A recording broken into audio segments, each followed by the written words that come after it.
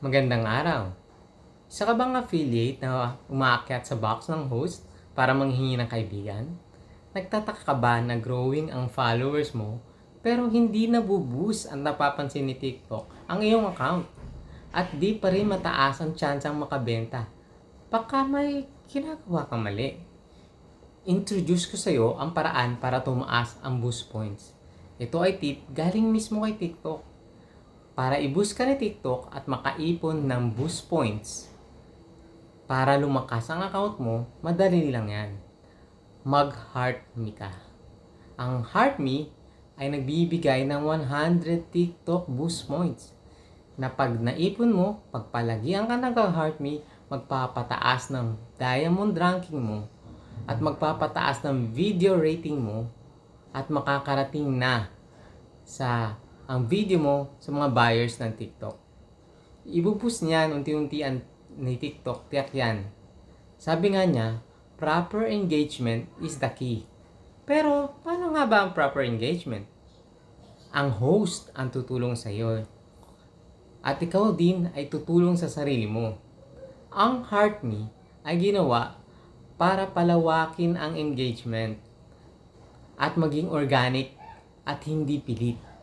Sa pagsasend ng Heart Me sa host, pinapaalam mo kay TikTok na handa ka sa isang proper engagement.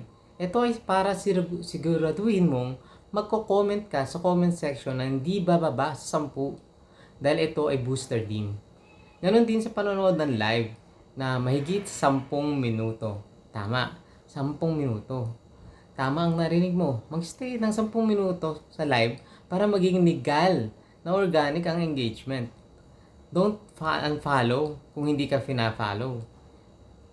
Yun na yung pagbubura o pag-unfollow ay makakasama yun sa account mo.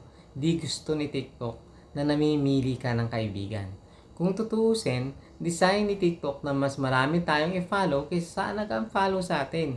Ito ang dapat na paraan, paraang tiyak na unting magpapakilala sa iyo sa TikTok community sa isang legal at legit na paraan.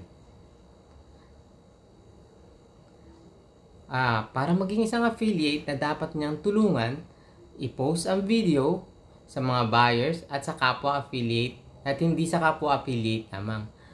Sa mga buyers na naghahanap ng products at willing bumili. Ano pa hinihintay mo? Baguhin ang pag-uugali. Gawin ang proper engagement. May bunga naman ang sakripisyo. Magbunga naman ang iyong sakripisyo at ang hirap mo.